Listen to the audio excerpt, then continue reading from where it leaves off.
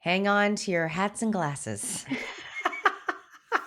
Because this here's the wildest ride in the wilderness. Those are for all my Disneyland peeps who love Thunder Mountain. Yeah. Yep. Anyway. Do they still have was it Mr. Toad's Wild Ride? Is that yeah. Yeah, there's nothing like bringing children through the mouth of hell. But anyway, welcome to the show, everyone. Are we taping? Yeah, we are. You know what's so funny is that, people always want our behind the scenes stuff. Yeah. And I've decided to give them little peeks behind the curtain. Yes, there you go. They're not getting the full peeks behind the curtain because the reality is we'd probably have to censor out most of that conversation. Yeah. No, that's true. Yeah. You talk about the Mr. Toad's Wild Ride. I'm thinking of It's a Small World, which is kind of fun. That's another form of hell. 4 minutes, and then and then you think you're going to go into the next village, it'll be over. I remember my mom saying, I'm never going on that ride ever again. It is lovely when it's really hot and you need to sit somewhere in like really great air condition. And I will say it is lovely during the holiday season because it's different. Do they dress them differently in that? At the end. Oh, okay. Yeah, it's decorated for sure.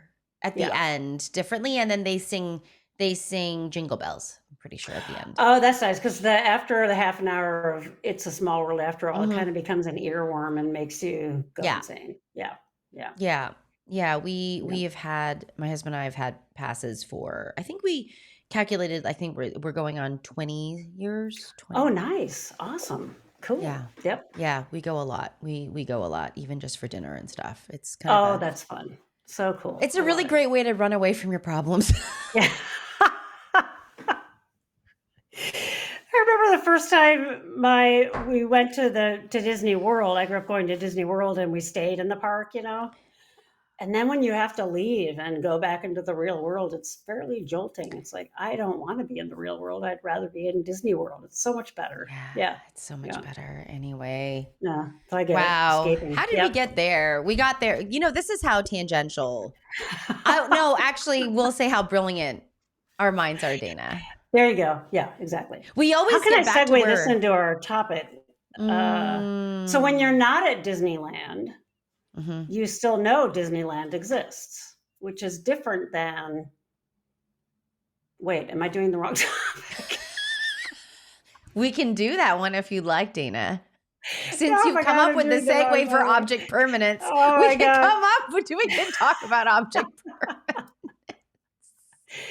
I was going into, maybe we should just do a quickie about not missing people. It's interesting. I did a quickie post on this on TikTok several months ago, and it kind of blew up.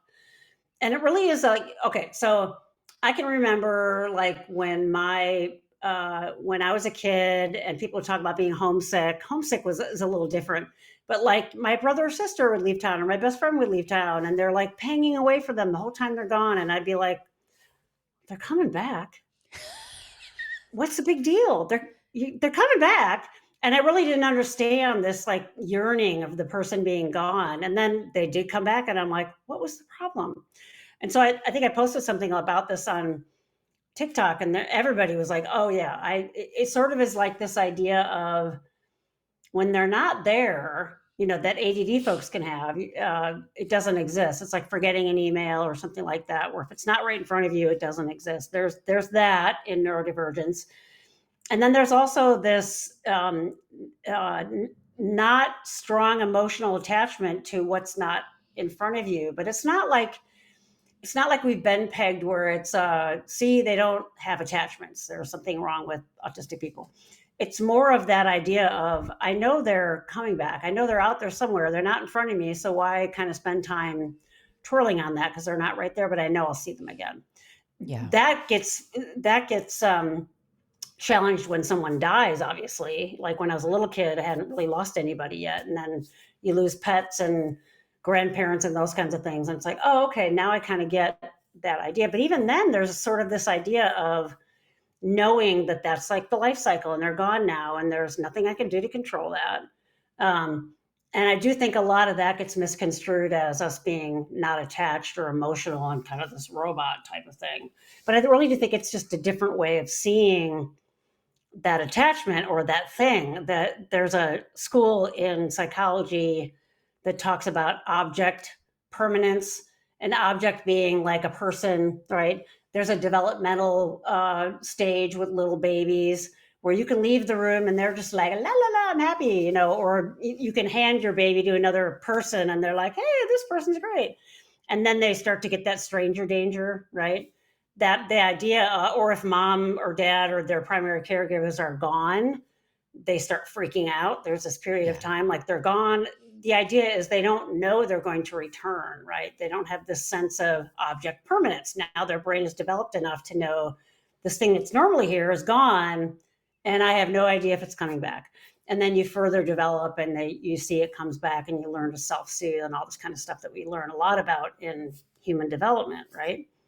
But that idea exists for adults as well.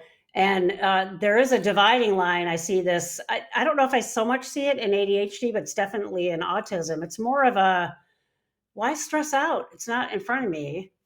It'll be okay. They'll come back. And then there's also this, if you haven't seen someone for a long time, when you do see them again, you pick up right where you left off.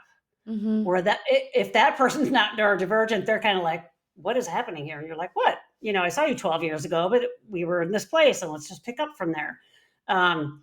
It does seem to be this kind of unique thing to autism that I've read about, seen other people, and started to experience somewhat myself too, right?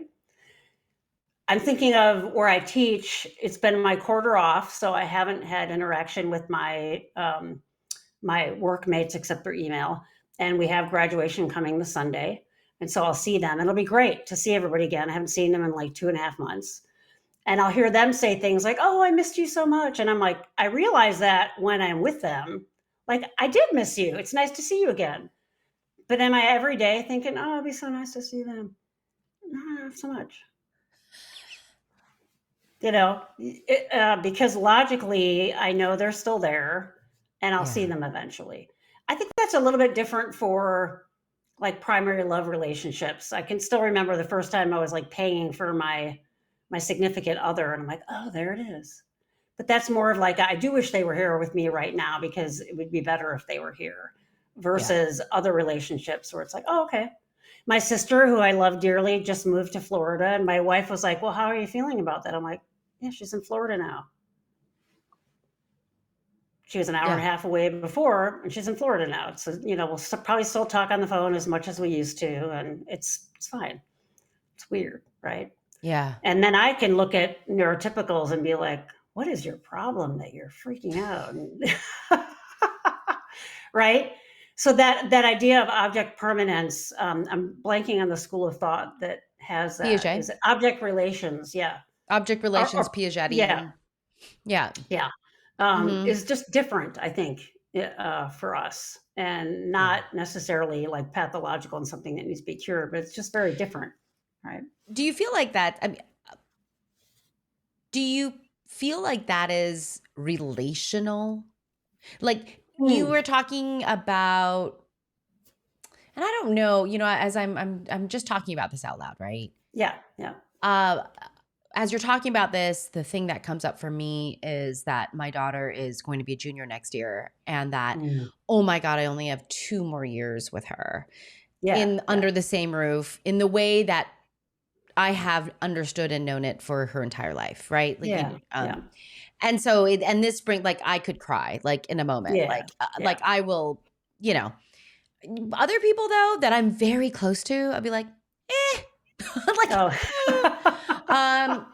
and that's not because I don't love them, and it's not because I don't, and there's so many people in my life, so many friends in my life that when we get together after years apart, we just kind of pick up back where we left off. And I think though, when I think more deeply about those relationships, there's a qualitative difference in those relationships, right? Yeah, whereas you might have a neurotypical person may have those really stronger relationships, and I'm just going to use numbers to throw them out there. These are not Yeah. hardcore numbers. Are 10 people that they feel that way about.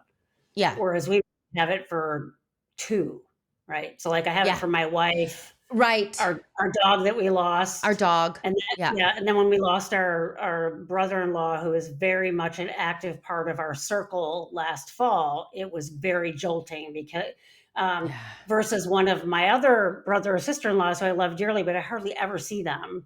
It would Yeah. be more of a thought process like, wow, that's really terrible. They're gone, but okay. So I do think it is relational in terms of how much are they a part of your daily life, and maybe how much.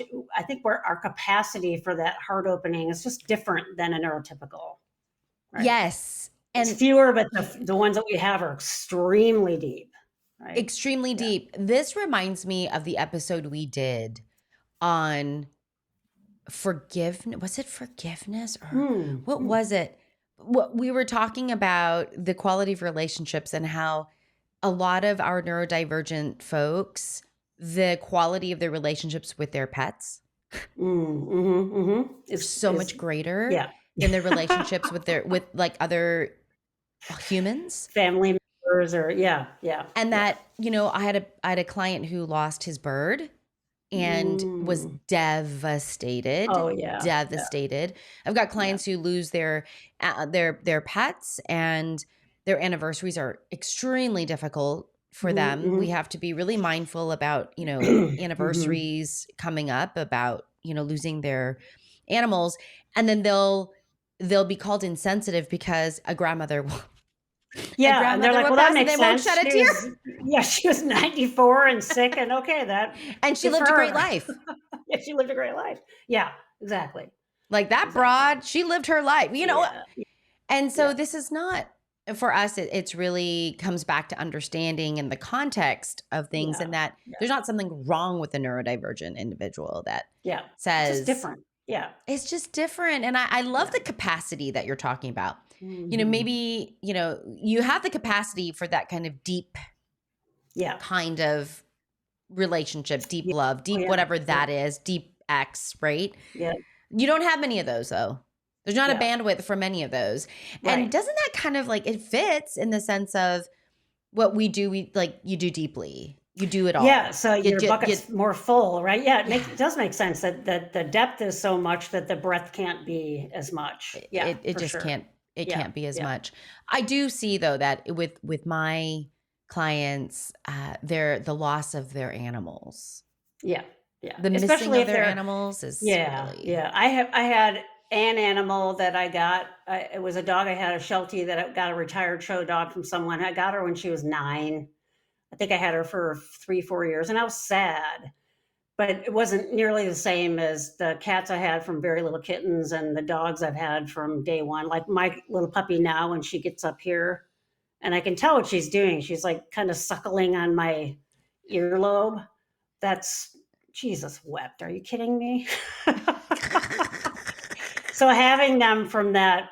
that very fundamental early where they're so dependent on you and it pulls out Yeah. the mom and me more those, and then it's a little bit unpredictable. Like someone may have had a pet since they were very young and they don't feel that strong connection, but a bird is not one that most of society would say to be really sad about. I've had clients that have lost fish that have been devastated, Yeah. and it's been really hard because they'll go to work and people are like, your fish died? What's wrong with you? And it's like, no, it's about that relationship. And why aren't we just looking at that relationship and, It's the experience. honoring for what it is? Yeah, That's for right. sure. It is the Yeah. experience. We often talk about that Hmm. on the show. Hmm. Exactly. Experiences Yeah. are Yeah. the great Yeah. teacher, the And great if your heart is open to that thing, your heart is open to that thing. That isn't about what's right or yeah. wrong in that. And if that heart was open to that bird, they shared something. And that's a really significant loss when it's gone, right? Yeah. And birds Neurotypical or last not. a neurotypical or not. Hmm. Birds live for a long time. Yeah, the bigger they are, the longer they live. They could outlive you. I They was could like, live you're in going their to get a bird 70s. that lives 50 years. You're 40. Yeah. That Yeah. bird's going to outlive you. What's going to happen? People you put know. that in their wills for animals that I live that long. know. I Yeah. know. Yeah. Mhm. Tortoises? People have Tortoises, my tortoises dentist. that do that. has his receptionist is the third generation to have this tortoise that they have, and I think the Yeah. tortoise is like 82 years old or something, and it was originally her grandmother's, and she has plans for if it outlives her, because they can live 200 years. It's crazy. Yeah. Yep. Yep. Yeah. So Yep. let's not judge why people are not missing or missing. Yeah, exactly. It's different. It's different. It's different. Yeah. And potentially it's the sum of the products of the quality of the relationship factors. Yeah. There you go. Yep. I am not mathematical at all. So all you math people who are like, what the hell is she? It's just exponents is what I'm saying. It's product, multipliers, yep. Exponents. That's all. I went to recipes, like if you put a bunch of bland foods together, it still feels bland, but put one little thing in there that has a really packs a punch, that's all you taste. And that could be an example of that. Yeah. That could be an example. Yeah. Good and bad. Good and bad, yep. by the way. Yeah. All right. Well, that's not what we were planning on talking about, but I'm glad we did, Dana. I'm glad that we were talking. I won't miss you till the next episode, but I'll see you in the next episode. Back at you.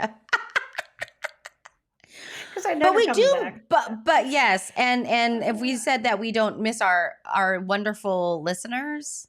Yeah.